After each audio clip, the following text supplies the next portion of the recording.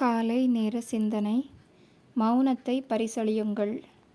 ஒருவர் தன் முயற்சிகளுக்கு, தன் தொழிலுக்கு தேவையில்லாமல் சில உறவினர்கள் தொந்தரவு கொடுக்கிறார்கள் என்று வருத்தப்பட்டு சொன்னபோது, அவரை சமாதானப்படுத்தி ஒரு சிறு விளக்கம் ஒன்று மன்ற பேராசிரியர் கொடுத்தார்.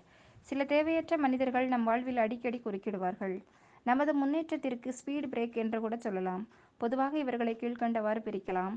பொறாமை பிடித்தவர்கள், நம் முன்னேற்றம் வளர்ச்சியைக் கண்டு பொறுக்க முடியாதவர்கள், என்ன அடித்தாலும் தாங்கிக் கொண்டு அவன் வேலையில் கவனம் செலுத்தி முன்னேறுகின்றானே, என்ன செய்யலாம் இவனை என்று வெறி பிடித்தவர்கள், பொருளாதாரத்தில் நம்மை விட பின்தங்கியவர்கள், செல்வ வசதி படைத்திருந்தாலும் எங்கே தன்னை விட அதிகம் சம்பாதித்து சமூகத்தில் நல்ல அந்தஸ்தை பெற்று விடுவானோ என்ற பயம் கொண்டவர்கள், அடிப்படை ஜெலஸ், தன்னை விட மேலே போய் விடுவானோ என்கிற பயம், சம்டைம்ஸ் ஈகோவும் கூட. இது போன்ற மனிதர்களை பார்த்தால் ஒரு பொருட்டாக மதிக்காமல் ஒதுக்கி விடுங்கள். அப்படியே ஒதுங்கி விடுங்கள். இவர்களும் முன்னேற மாட்டார்கள், மற்றவர்களையும் முன்னேற விட மாட்டார்கள். நீங்கள் தியானம், தற்சோதனையில் ஈடுபாடு உள்ளவர்களாக இருப்பதால் உங்களைச் சுற்றி எப்பொழுதும் நல்ல ஒளி, நேர்மறை அதிர்வு இருக்கும். இது போன்ற மனிதர்களின் எண்ணங்களோ அவர்கள் தொடர்பும் இல்லாமல் இறைநிலையே உங்கள் வாழ்விலிருந்து அவர்களை ஒதுக்கி வைத்துவிடும். நேர்மையான சிந்தனையும் செயலும் இருந்தால் எவருக்கும் பயப்பட வேண்டியதில்லை. இறைவனும் உங்களோடு கைகோர்த்து விடுவார்.